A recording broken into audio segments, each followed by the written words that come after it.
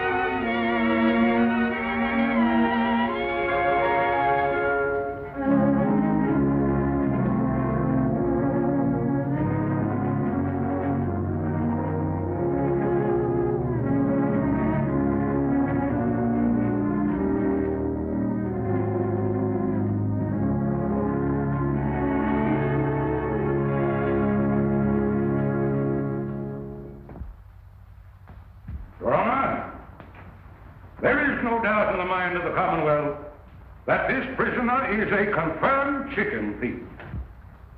He has no place in this God-fearing community. He is a vagrant. He cometh from no man knows whence.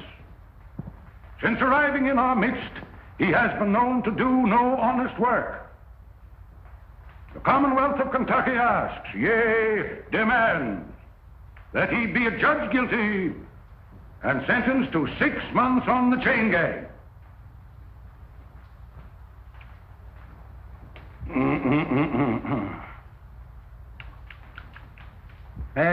Hey, boy, wake up there. Wake him up there. If anybody's going to sleep in this court, it'll be me. Hey, wake up. Come here, boy. Here. Come on over here, right there. What's your name? Jeff Poindexter. Poindexter? Yeah. Who gave you that? Mr. Riley. Ranny? You mean Major Randolph Poindexter from down at Pine Bluff? Yeah, Pine Bluff. Well, looks like you Poindexters is always getting mixed up with some chicken somehow. Hey, Sergeant, it seems like I recollect you and Major Ranny having some connection with the flesh of the fowl at one time. So good if we didn't. You know, Major Ranny was the fightingest soldier that ever chased a yank up a tree. You know, Billy, you and me put near starved that day when we went foraging for a snack after the battle of Chickamauga. Chickamauga? No, it was the Battle of Kennesaw Mountain. There's no such a thing as a Chickamauga. Oh, you're both wrong. I'm not wrong. It was in summer of '63. But we were just outside of Nashville. No, Billy's right. I remember. For was by there, Mitchell?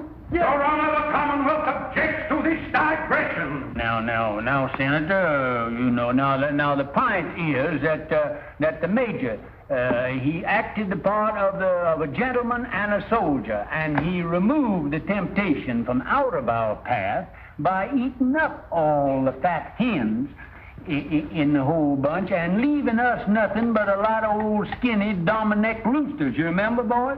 Come to think of it, Billy, they were Plymouth Rocks. There was no such a thing. There was Yankee chicken. There was Rhode Island Red. But I know, but I could no, Plymouth Rocks. Yankee was Rhode Island. Your Honor! Dominick. Your Honor! It was Dominick. Is this a court of law? I know that. I ask you, is this a court of law? Now, Now, Senator, I wouldn't. Don't get on your high horse that way. You know, we ain't in a great big hurry. But, incidentally, what are you charged with there, boy? Nothing, Judge, but I wasn't there them chickens showing up. Just fishing. Fishing? Where was you fishing? Down Sleepy River. Ain't no fish in Sleepy River. Ah, son. Ain't neither. Full of catfish. Talks right to me. Yeah? So it's why folks, I catch good-ass catfish in there and long. There's your proof he's lying. Here, come in. What do you use for bait? So I got a hunk of beef liver. Beef liver?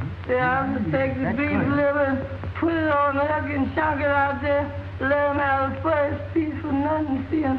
Then you put some more on that and chunk it out there. And then they think they're going to get that for nothing. And you catch them long as you got the liver. And I go down there all the time and I don't care nothing but that liver. Right, Judge, but it's in the coming on. Yeah, I remember. Oh, down there. I bet it must have been how long, you know? I got to take down the judge's clothes. Got to take 'em in the house. Yes, Lord. Got to get out that old ironing board. Fix 'em up for the judge to wear. Yes, Lord. That's what I was going to do. Praise the Lord, Mr. Loom. Is you a hand or is you ain't? Hi, Aunt Dilsey. How come you here? The judge say you up there at that college learn to be a lawyer, man. Aunt Dilsey, I got stomach trouble. Lord help you, white child. What them years she's been feeding you? Not a darn thing, that's the trouble. What have you got for supper? Mr. Loom, you stay here. Us is going to kill the high-stepness rooster in the yard and a great big bowl of milk gravy and grits. And waffles? Don't you worry none, honey. You's home now. Miss Jones home. Miss Jones home. Miss Jones home. Miss Jones. Hey, Uncle Billy! Hiya. Well, if it ain't wrong. Well, salt me down. What happened up there? Did them Yankees kick you out of that law school, huh? Sure they did, with a diploma. You're now looking at a full-fledged member of the bar. Let me look at you. Full-fledged, my gizzard. Yeah, lawyer. You know, you better get your britches half sold, because you're going to sit around a long time before you get your first client. Well, I don't mind, Uncle Billy. You know what happened to me before I got my first client, don't you? Lord, I sat through 2 Republican administrations before I...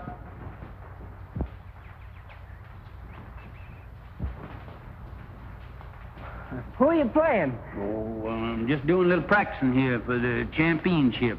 I got Jeff here. He's doing the retrieving for me.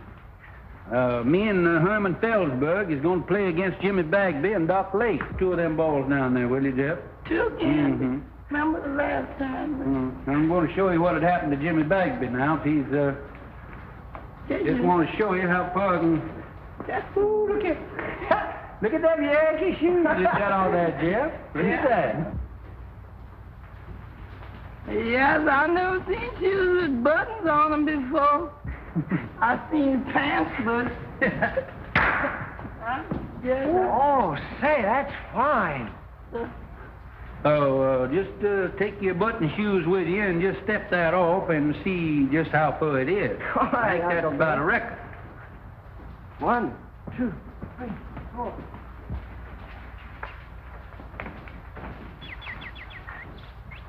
Hello.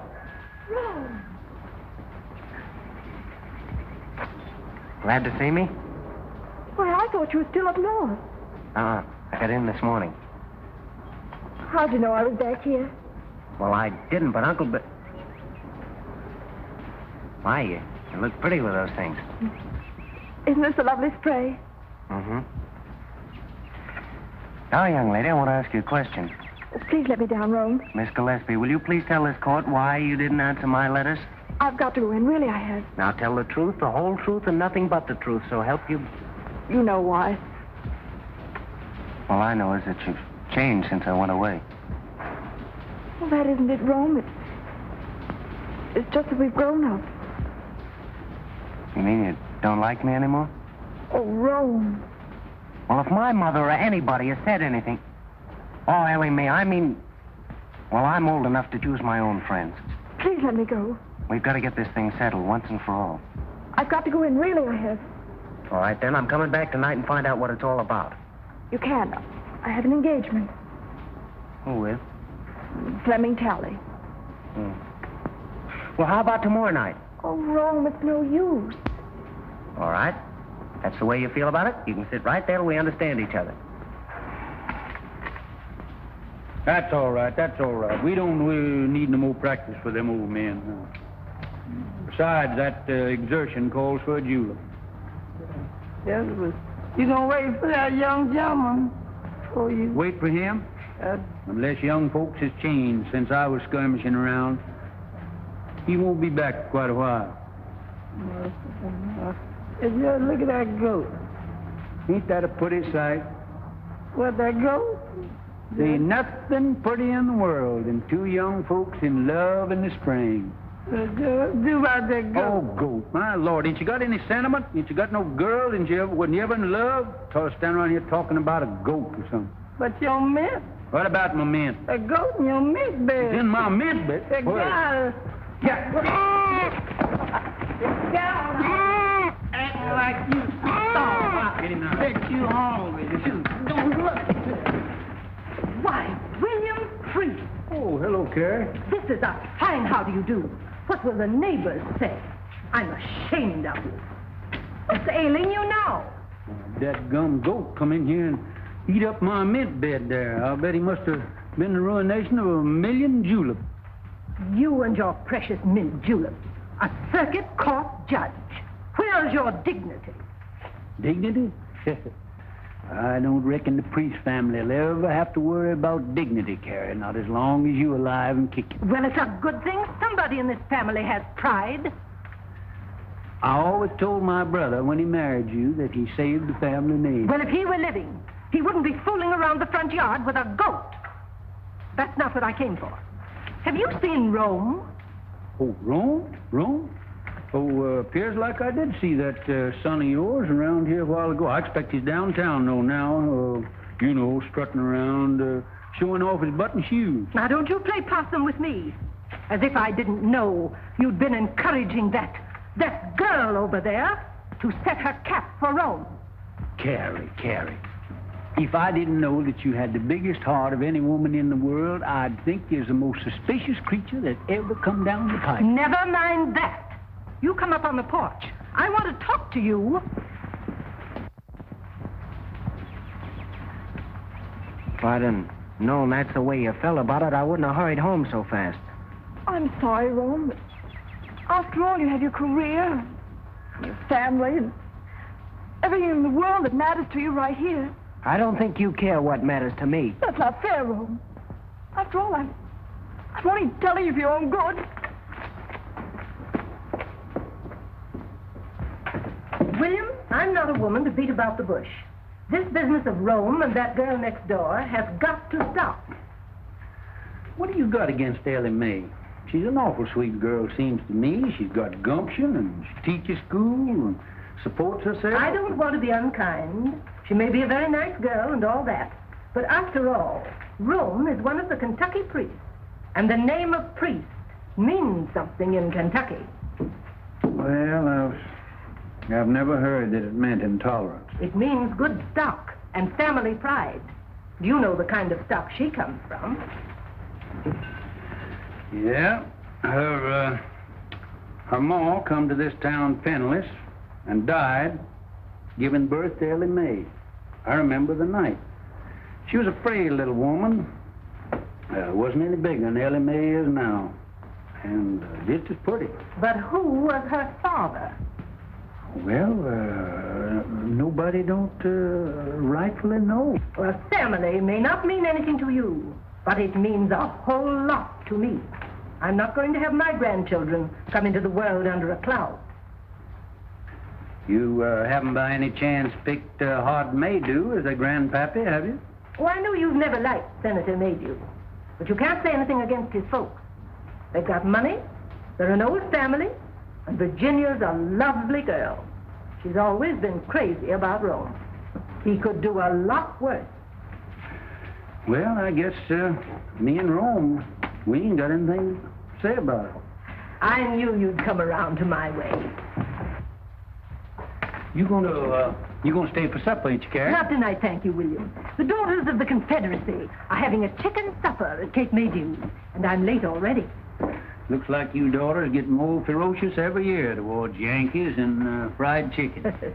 You got your badge on there. Yes? Mighty pretty. Good night, William.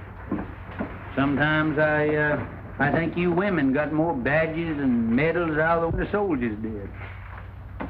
Good night, Carrie. Listen, that old whippoorwill calling his mate.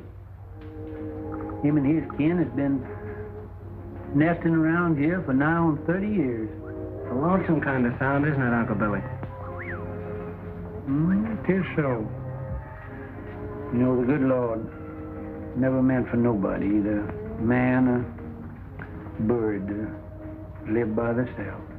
Uncle Billy, why didn't you come and live with us after Aunt Margaret died?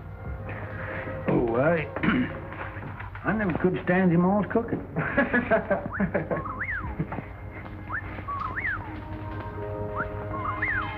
Awful fine swing over there on that old porch. I wouldn't be surprised if they ain't pretty girls sitting in it now. She's got another fella tonight. Ellie Mae sure is pretty. Fella gets her will certainly have to do some prancing. He can't sit around and look glum all the time. There he is now. Who? That Flem Tally. The barber? Yeah.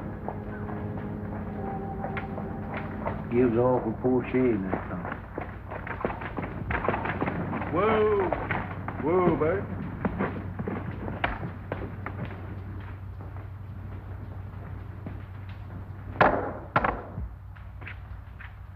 Yeah, I am, honey. Here's good news.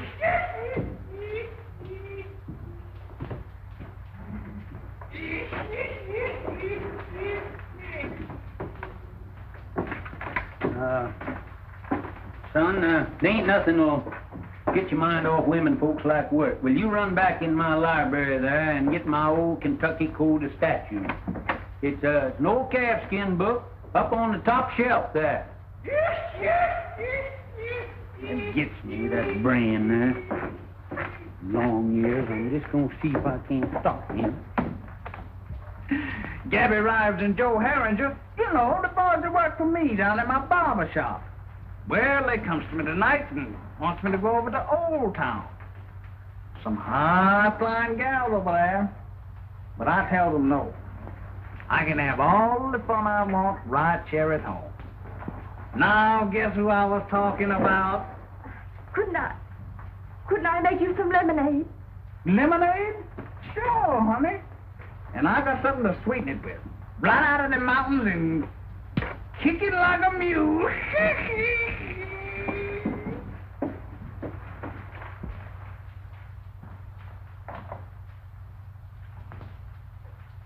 Yeah. Oh, yeah. You see anything of Mr. Flem Tally, the barber man around here? No, what'll he be doing around here? I don't know, Judge, but they're headed this way for him. What are you talking about? Who's they? Some lady's pappy and a 2-barrel shotgun. He said Mr. Tally's been messing around. He sure is in a killing mood. You mean that he's going to annihilate him? No, sir.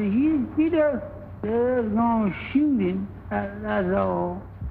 Well, there ain't a thing that I can do about it. My job don't stop until they've got him all laid out in the morgue, full of buckshot, cold and dead, and ready for burial. Then I steps in. But you, Judge, you are the law. Oh, I can't do a thing about it, as I said before, until the shooting is over. And then I'll certainly see that the murderer gets a fair trial.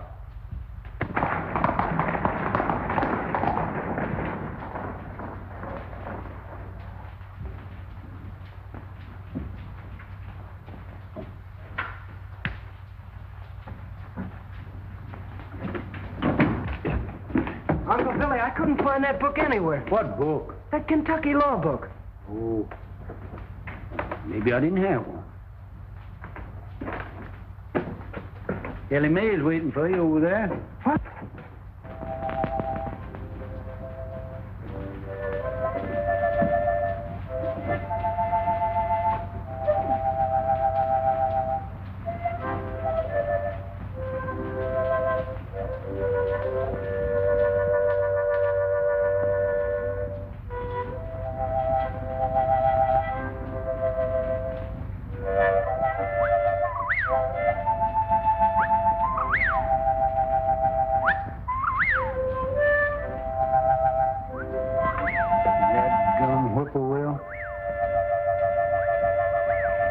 Mighty poor company on a night like this. Good night, Dad.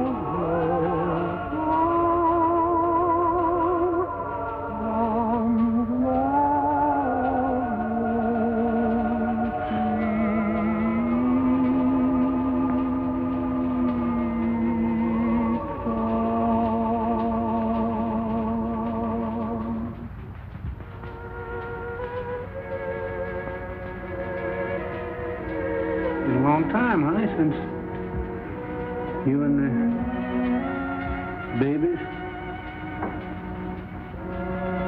went away.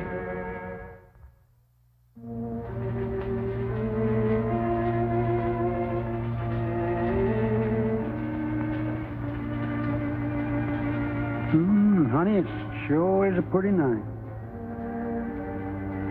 Been awful late spring.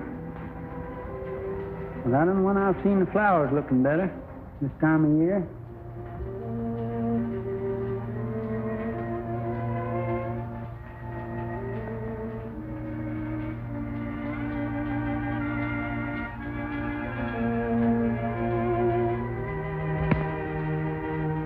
People are funny things. Always got their eye set on something. Rome, he's got his eye set on Ellie Mae, and Carrie, she's got her set on old Hod Maydew's daughter, Rome. Old Hod, he's got his eye set on my job. Some of them's going to be disappointed. Them honeysuckles sure do smell sweet.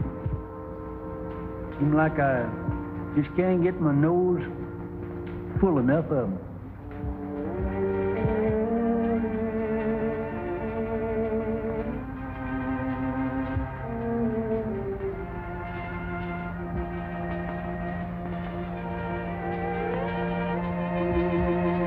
Dad burn, honey. There's Bob Gillis over that grave.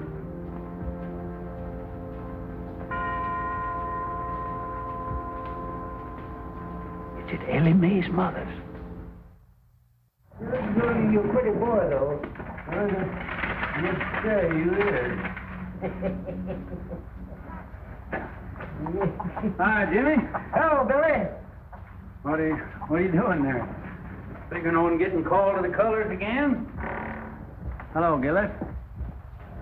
Well, You never know what them Yanks is going to do. We licked them once, and I'm keeping old Deadeye ready in case we got to do it again. Say, better look at old General Forrest there. Think he's going to need a little shoeing pretty soon. Well, I'm mighty busy right now, Billy, shoeing them 2 horses over there. Hey, Bob, we better take a look at the judge's horses, some of 'em.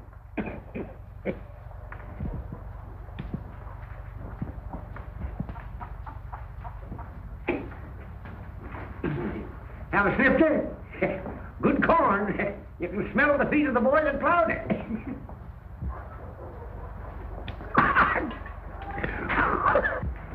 That breath of yours is like a hot mince pie. Where you going? Going fishing. Sleepy River. Sleepy River. Why don't you fish in the trough there? Need shoeing? no, all right for a while yet. Hey, bad scar you got there. Bullet? Yeah. Get that in the war? No. Folks say you come from up north. Must have got that up there.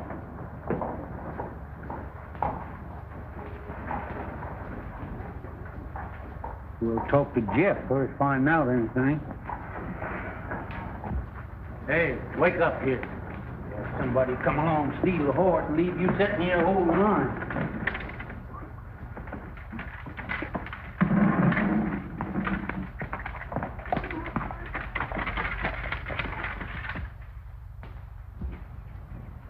All right, come on with that beef liver now. The bait, the bait bag. All this keeping head Hurry up now. and liver. Oh, gee, don't tell me you ain't got it.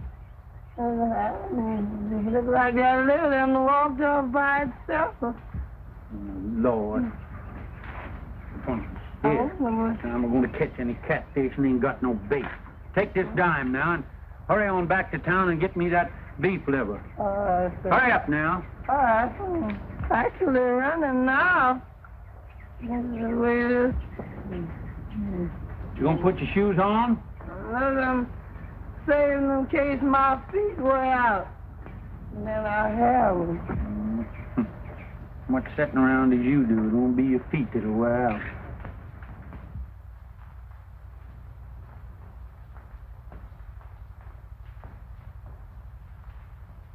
Master Jesus wrote me a note. He wrote it on the wall. He tell me to put on my Sunday clothes, for he's coming to fetch me soon. Master Jesus wrote me a note. He walked it in a star. Say he gonna wash me white as snow. I got a hat and this good old pretty vest hanging up in there doing nothing. Fine crab. Well, plague take you, I thought I told you to stay away from that Yeah, vest. but Judge, it got hung up on Yeah, you got my coat on there, too. Yes, but this old skunk coat. Skunk coat? I mean possum. What do you mean, possum? Rabbit. Rabbit? Say, listen, every inch of that is raccoon. Better be raccoon. I took it off a rich Yankee. Now you get in there and put them things away from there. Better get on over at that festival there. Dilsey might be needing you, too. How are you, Judge? Just tolerable, Rebel, just tolerable. I'm afraid it takes ice cream and cake to get you old soldiers out of the church. If the Lord ever gets in a jam, why, he knows who to call on. That's right. Going to church isn't everything there is to it. Evening, Senator. Good evening, Reverend. Good evening, Judge Freeze. Good evening, Rod. As one of our best churchgoers. Yes, it's surprising how far some men will go to get a few votes. Too bad we didn't get rid of him and get him off up to Congress there after him spending that term in the state Senate. I understand he thinks you deprived him of that honor. Me? Great Democratic Party and Thomas Jefferson. Evidently, the senator doesn't see it that way. Tell me that his cases in your court have taken on the appearance of a personal feud now that he's a candidate for your job. Oh, I wouldn't say that, Ashby. But I am going to have to get out and do some mighty tall electioneering, you know. Hart he's a spellbinder and a silver tongue from way back. I'm just an old country Jake, kind of a baby kisser. I ain't got much to offer the boys in the way of rhetoric. I understand he doesn't approve of your grammar. My grammar. First thing I learned in politics was when to say ain't.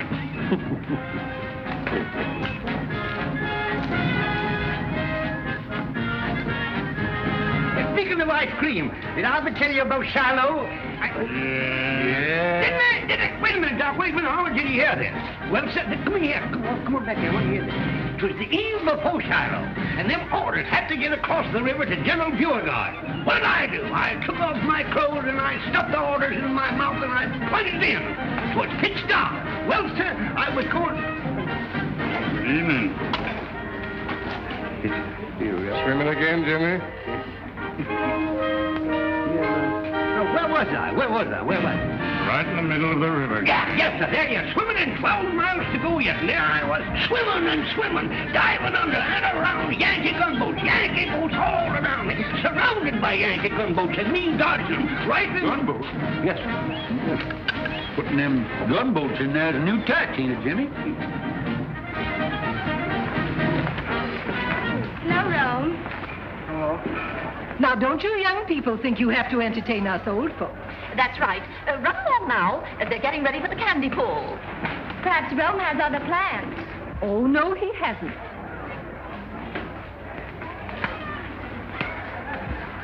I declare, Virginia gets prettier every time I see her. And I know you're happy to have Rome at home again. Oh, he's such a nice boy. Don't they look fine together? Look at them, Horace. Ah, yes. Youth, beauty. Why, I remember when I first crossed the threshold of my young manhood and listened to the sweet murmurings of my heart.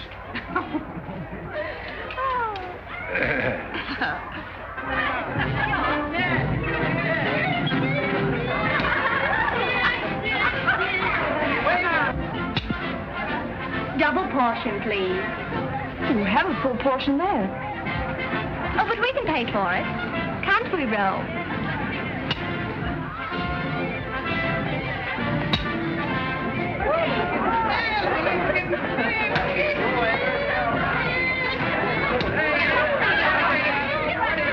Gentlemen, I propose to conduct my campaign on a dignified basis. No personality. Others may censure the homespun manners of Judge Priest on the bench. Not I. Others may question the methods by which he has held political control of the county for a quarter of a century. Not I. Oh, gentlemen, merit alone will count in the forthcoming election. Where have you been keeping yourself, Rome? I think you've forgotten where I live. Nothing like that. Mother and Daddy are always teasing me about you. I tell them you don't care anything about me. That you have a girl up north. Well, even if I did have, haven't you got every boy in town on your string? Oh, those stick in the mud. They make me tired. Besides, I've been waiting for somebody else.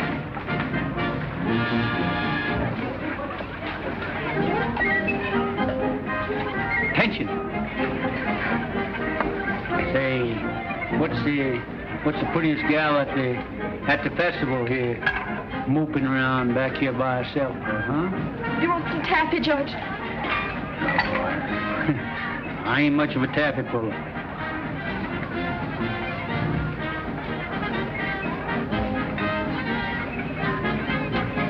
On second thoughts, you can give me a wad of that, too. All right. Put the butter on your hands first.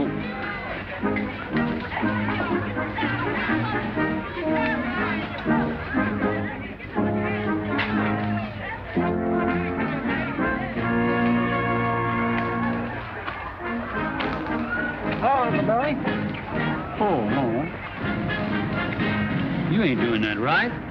What's the matter with it? Here. Let me see your hand. You ain't got no butter on there. No wonder. Here, let me show you. Here, put mine in here. Let me show you. There. Go on up there. Run on up there and put some more stickum on your hand there. Go on, right up there. All right, Uncle Billy. That's it. Now, here. Put that right over in there now. Now, here. Now, that's the thing. Candy pulling, you got to keep your mind right on it, Look at it. That's how you're getting it all on your hand. Keep your mind on what you're doing there now. Lord, you pulling candy with champion candy puller of this neighborhood now.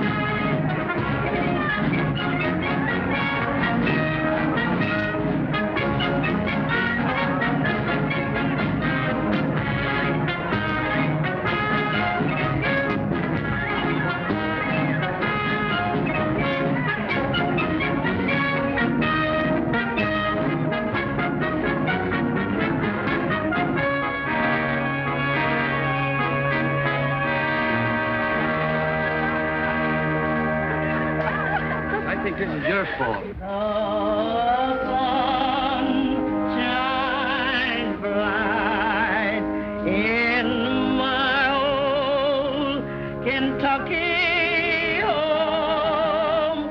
This summer, the darkies again.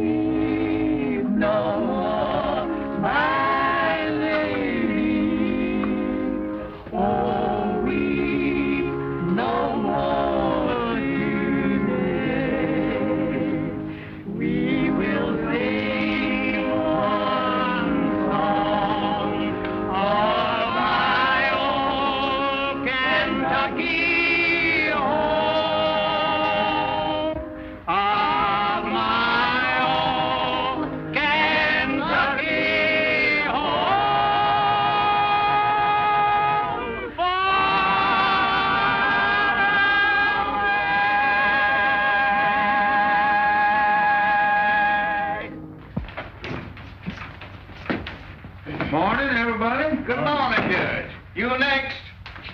Say, Flem, you got the only lively spot in town.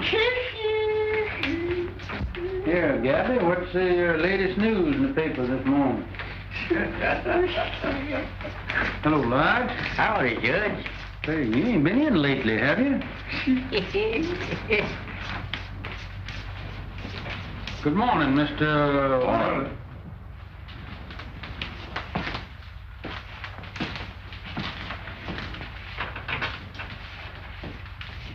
Nice day. Yeah. Oh, Flem, here she comes.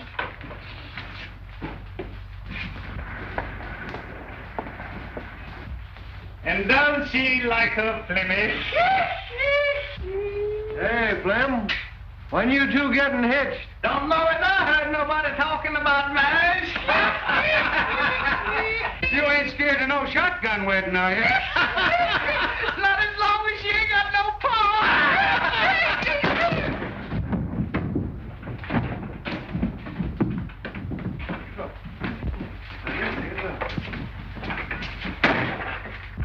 Say, that fellow's gonna make himself mighty unpopular around here. That's right, Judge. Yeah. There's about 2,000 male citizens here that's gonna be mighty sore at him. Yeah. When they find out that he punched you in the jaw before they could.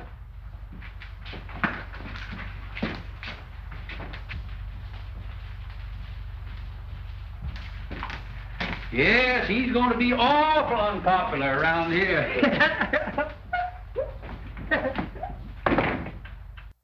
Don't see you around much. No. Kind of keep to yourself, don't you? Yeah.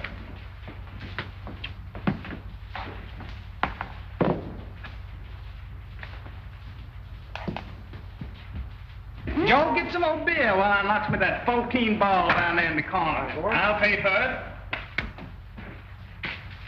Hey, Phil, Gillis is out there. Yeah? Yes. Come on, let's get it. Don't hold your horses now. He'll be heading to you in a minute, going home. You fellas with me? Sure. Sure with you.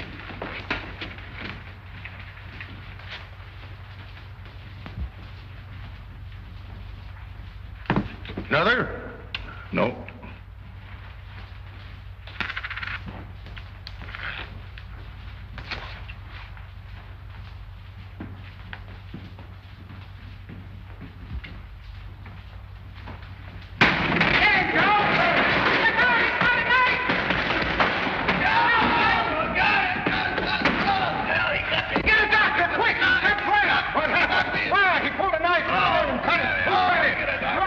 He cut Flab. We saw it. With the knife? Yeah, we saw him do it. Look at that. Cut it.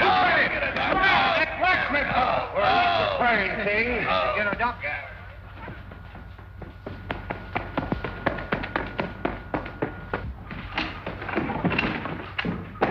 Hey, Uncle Billy! Uncle Billy! All right. Uncle Billy, I got this report. You're dead on me. Oh, no. You is dead on me. When you get out of here. You already out of the game. Get out. You're right. Get out of here. Oh, no. Get away. Uncle Billy. He missed it. Rome, please, will you? Silence. Wait till this is an important game here now. Keep still.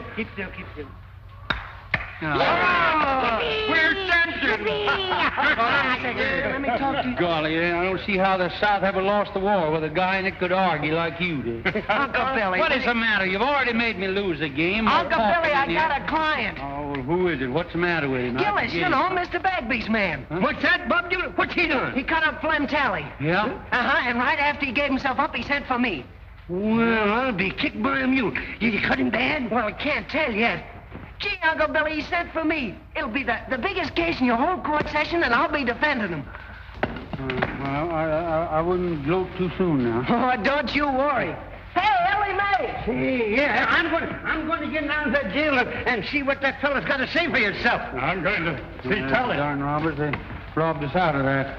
Herman, now, you better get on down there with me because you're liable to get a chance to go as bail. Ellie Mae! Ellie Mae, I got a client. Oh, Rome, I knew you would. Come on over. I want you to talk to Uncle Billy and tell you all about it. That sort of novelty, Herman, the barber getting cut up. Whoever cut him up couldn't have cut him much if he used the barber's razor. Where's Rose? I won't have it, that's all. He's getting mixed up with that kind of people. Oh, what's he done now? Well, he's done enough. Mother, what's the matter? Something wrong?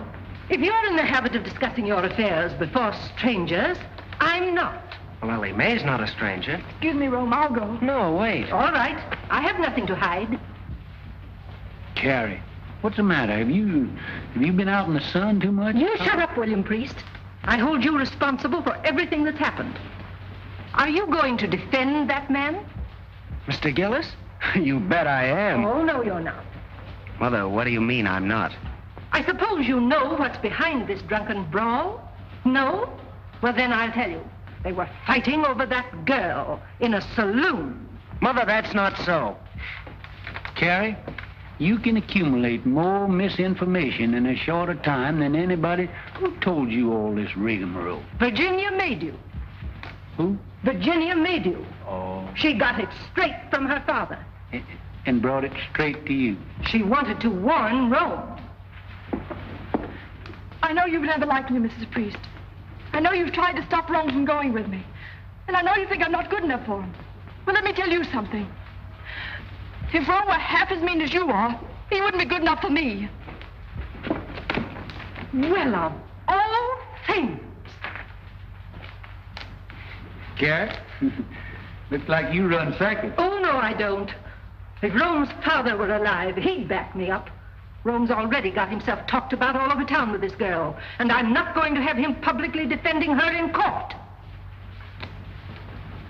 Well, Rome, see how your mother feels about it, so looks like you lost your first client.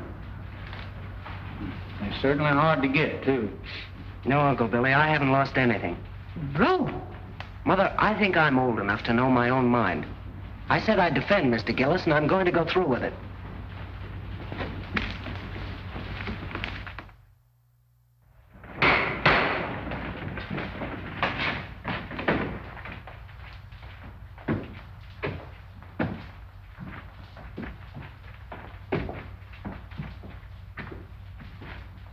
Court's now called to order. We'll have a long session, May it please the court. I would point out that for many years, a political and personal difference has existed between your honor and myself. Now that I am a candidate for the exalted office which you have held for so many years, those differences have reached a point where, for the protection of the people, I must demand an impartial trial judge. Perhaps I'm getting deaf, but the fact had never reached me before. Are you insinuating that you won't get full justice in this court? I maintain that my language was sufficiently plain for any comprehension, however obtuse. And I will make it even franker. I charge in the presence of two witnesses, you took sides with the defendant Gillis in a prior attack upon this plaintiff.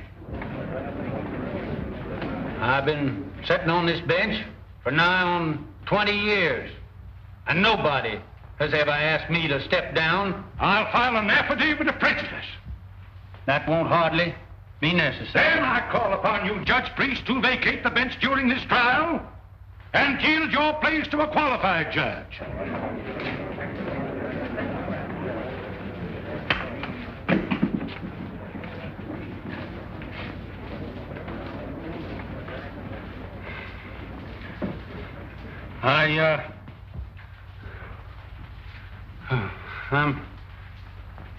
I'm not denying, Senator, that you kind of took my breath away. I guess I had just sort of got the habit that I was took for granted here on this bench. Gosh, I was not putting you raised in this courtroom. When I quit fighting, 65,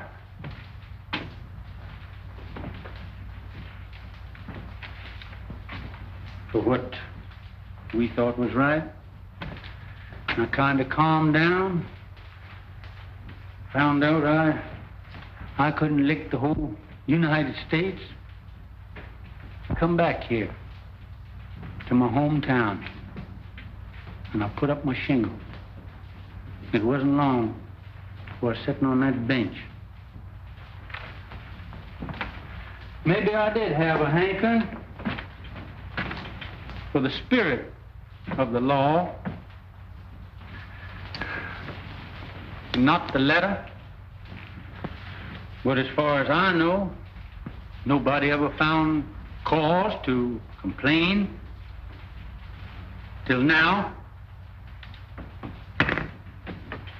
Now, you jury, you forget everything that I've said.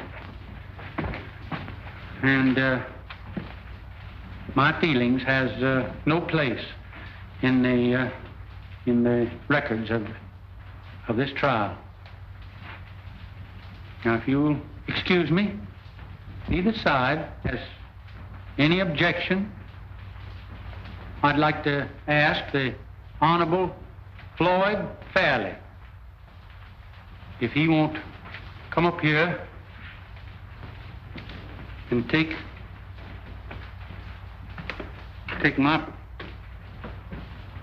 my place on the bench.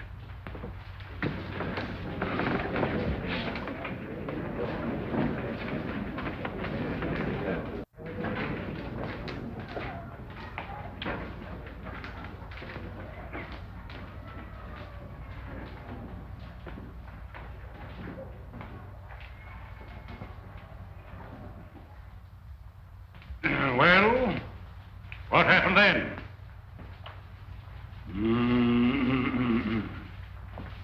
Gentlemen of the jury, in plain language, the defendant here burst in upon these three worthy citizens. I object, Your Honor. I deny that my client ever burst into any place or anything. Objection sustained. So be it, Your Honor. Nevertheless, I shall demonstrate that my young friend's client here did burst into something. That armed with a lethal weapon, to wit, a dirk, dagger, or knife of deadly length and deadly sharpness, he burst into Mr. Talley's quivering flesh. I object, Your Honor.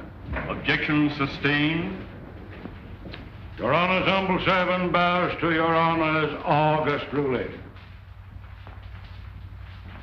In due time, Mr. Talley's scarred and mutilated person will bespeak the verity of my claim with a silent eloquence far exceeding the powers of my poor tongue.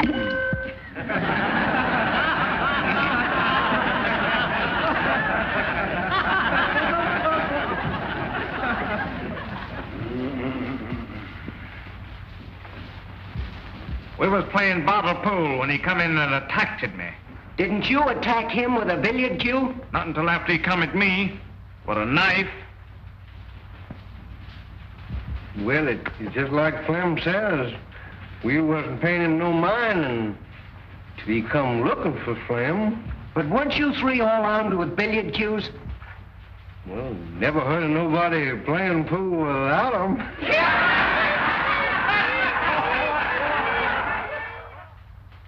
It's just like Flamin' Joe says. He come in looking for trouble. You don't like the defendant, do you? Who does?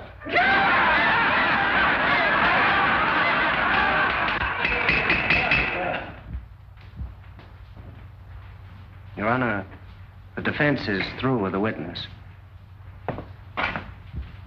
I should think my young learned colleague would be glad to be through with the witness. Your Honor, the prosecution rests.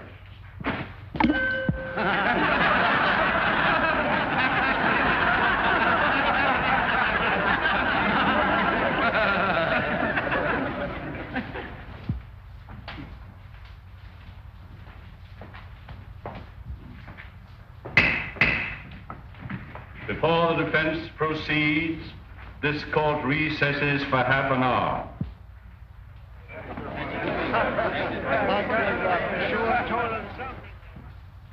I don't know why you did it, Mr. Gillis. But Judge Priest told me what happened in the barber shop.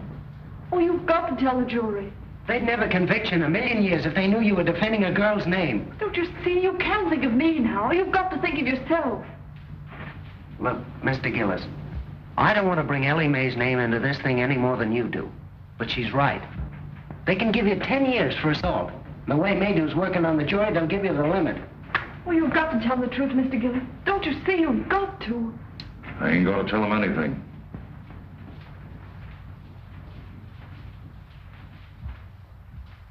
Yes, sir. Talley lied all the way through. And Herringer and Gab Rise, they lied too. It was 3 against 1 in Billy Gaynor's back room, and it's 3 against 1 in this here courtroom. Have you ever been in any other cutting scrape in town before? No, sir. That's all. One moment.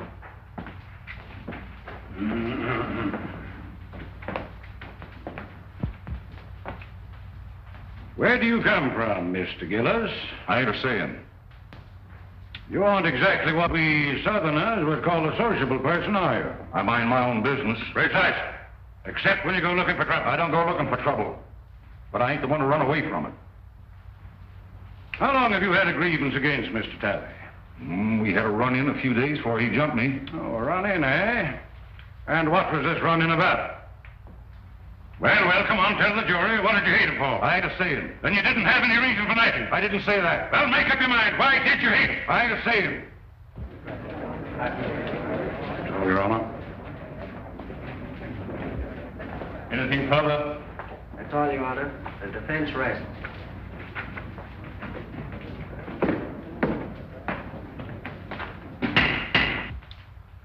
This court will adjourn till tomorrow morning. It is our hope that the summations will be brief, so that we may all attend the reunion ceremonies, which begin at noon. Well, Ashby. This is a pleasure. I don't get a chance to do this often. You certainly does me honor. Here, Jeff, make the Reverend comfortable there.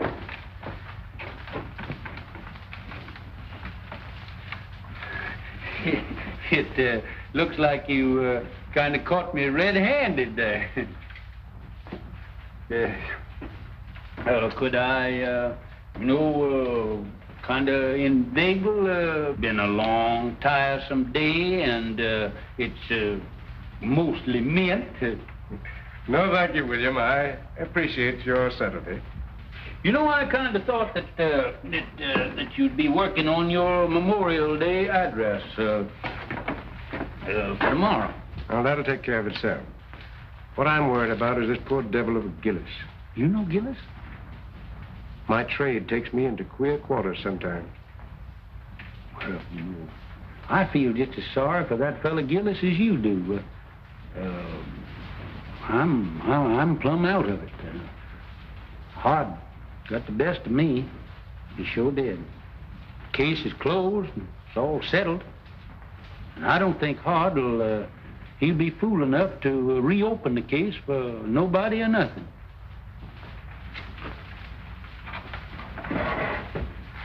William, I have a duty to perform. A Christian's duty. I'm going to violate the sacred confidence of another. I'm going to break a pledge of secrecy because it's the only course that I see that lies before me. I'm listening, Ashby. 25 years ago, the judge has sure been hard misery. Reckon folks ain't been acting just right. Maybe his stomach's been complaining and he needs a toddy this night. Yes, Lord. Yes, Lord. 'Cause tomorrow he's got to be like Mr. Samson, saving Daniel from the lion's den. Saving Daniel from the lion's den. Yes, Lord. Yes, Lord. The judge could do with a toddy right now. Yes, Judge. Yes, they'll see soon as you get me some in. Oh, Jeff. Jeff. Come on, hurry up here. Come on here when I holler at you. Where you been? Well, I was... Say, listen, you want to earn that old coonskin coat of mine? I can have that coon coat, Judge. Thank you. Yeah, wait a minute. Come back here. You can if you do everything I tell you to. Do you know a gentleman by the name of Mr. Hard Maydew? Yeah, that mean man, that coat house. Yeah, well, now you see that he gets that, but don't you let him know how it got there, That's see? all I got to do, Yeah. Thank Say, you. wait a minute. Can you play Dixie on that thing there? With that coon coat, yes, I played Dixie with marching through Georgia. Oh, way ahead. Marching through Georgia. Yeah, I got you out of one lynching. Yes, but with that coon coat, I know what I was going to Get you get. playing that Marching coat. Through Georgia, I'll join the lynchers.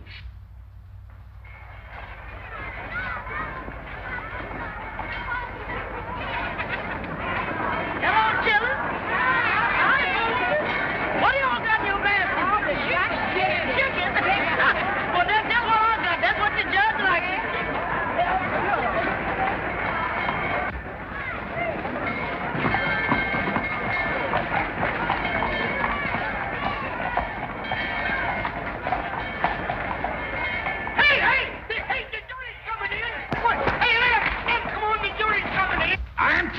Sheriff, we lost the bass drum. How could you lose a bass drum? Someone stole it. We need it for the parade.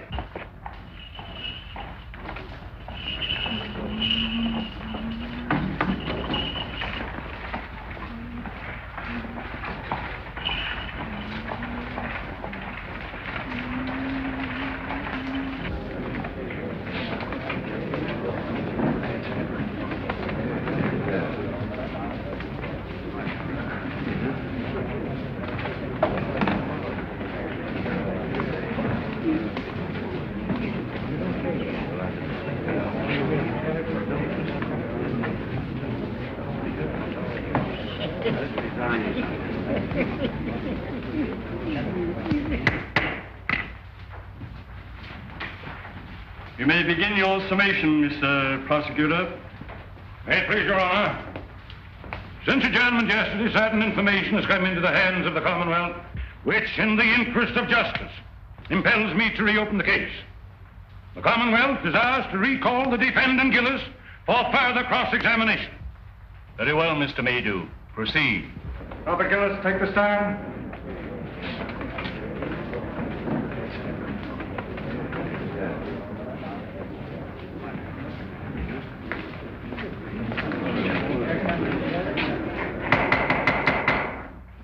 Your Honor, as I recollect our procedure, for the time being, I'm an ordinary member of the bar. In good standing?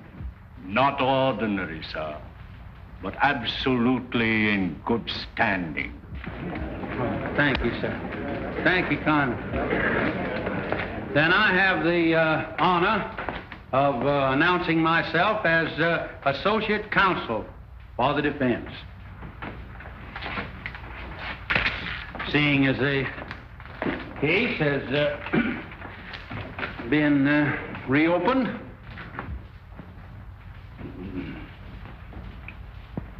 Mr. Gillis, were you always a man of turbulent and violent nature?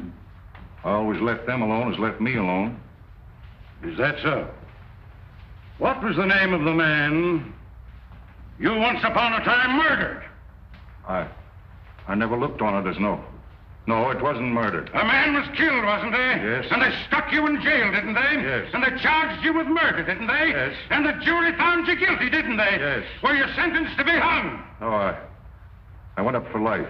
Did you escape or were you pardoned? I ain't a saying. And I won't tell you no more no matter what you ask me. You don't need to. Judge Priest, your witness. no questions, Your Honor.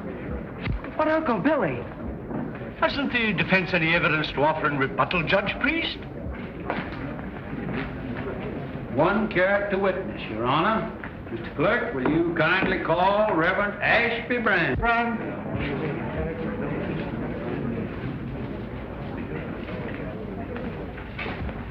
Do you solemnly swear to tell the truth, the whole truth, and nothing but the truth in the case now pending in this court? I do.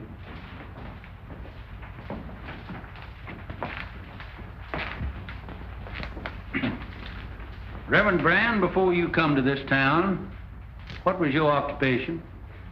In my early manhood, before I took holy orders, I had the honor to be a captain of artillery in the late war. In the War of the Rebellion? No, sir.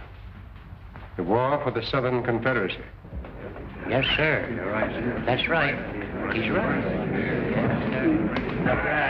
Oh, my error, One moment, please, Your Honor.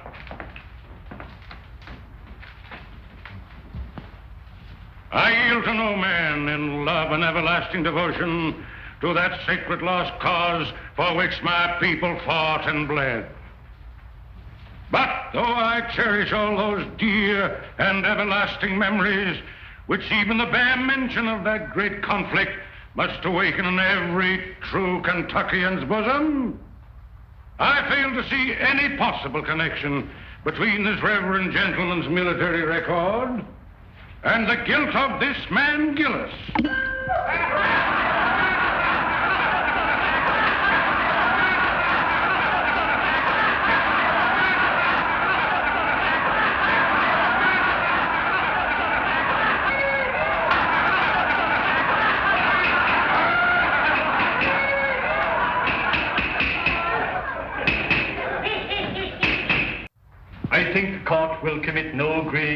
terror by allowing a minister of the gospel to tell his story in his own way.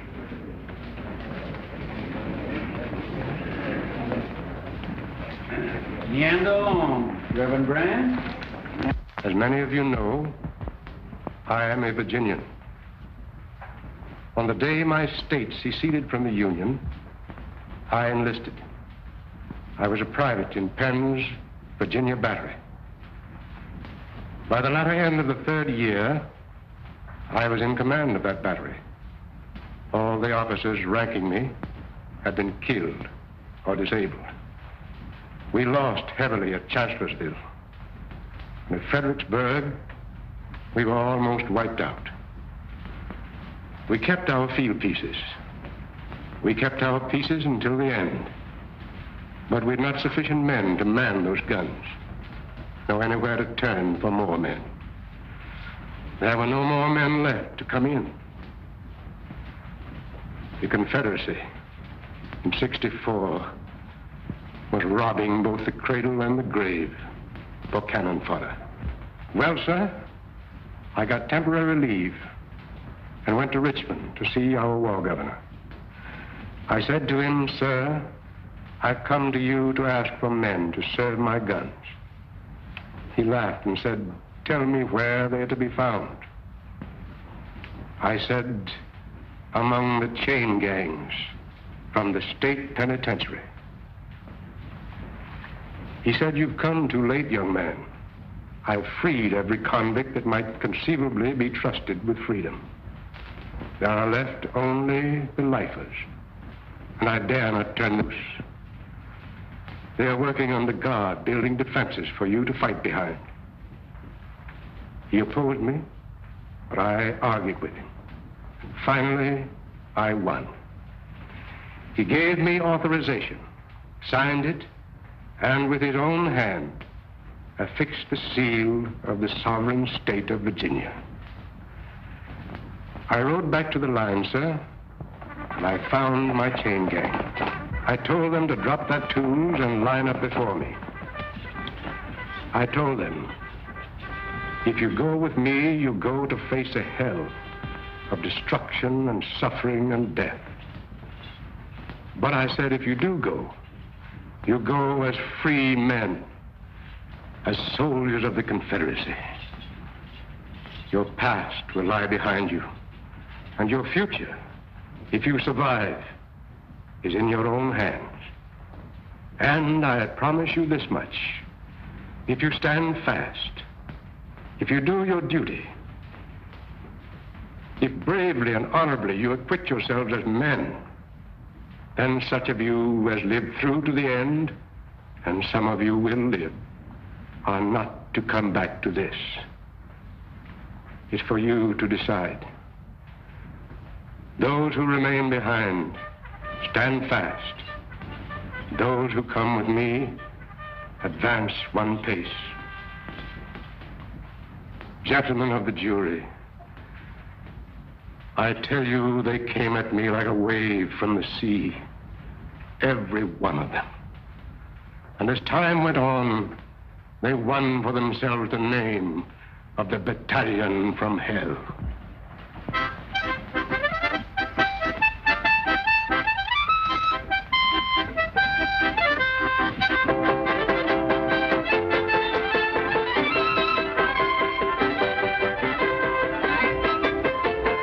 Those men, those fellows, with the scars of their shekels still on their legs, they fought for the South like men, none better. And they died like men, most of them. I was one of those men of whom I wish to speak a special word of tribute. He stood out for his courage and his fidelity,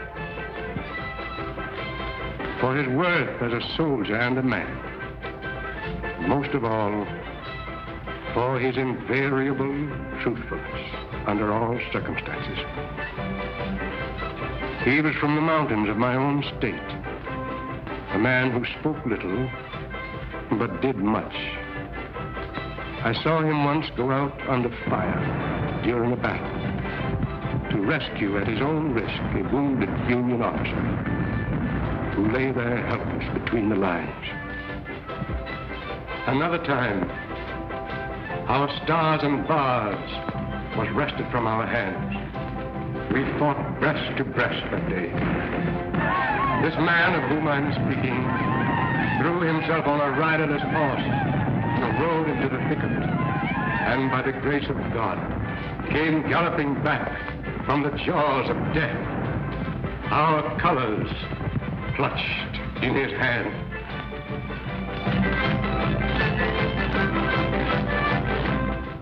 And another day, when every man who served his gun, excepting him, was down, I saw him when the Union infantry charged, sitting astraddle his useless gun, and with a rammer for his only weapon, waiting for the enemy to come within reach. The countercharge from our infantry saved him.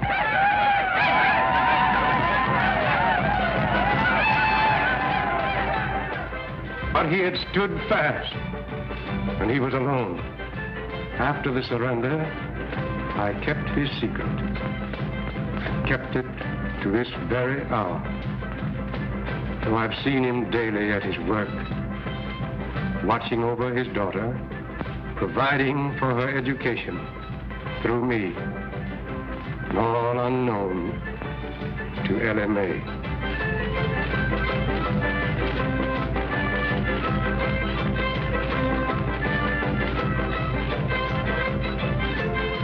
Gentlemen, as a soldier, I knew that man as Roger Gillespie. You know him by the name he now wears, Robert Gillis. Hooray for Jeff Davis, the Southern Confederacy, and Bob Gillis!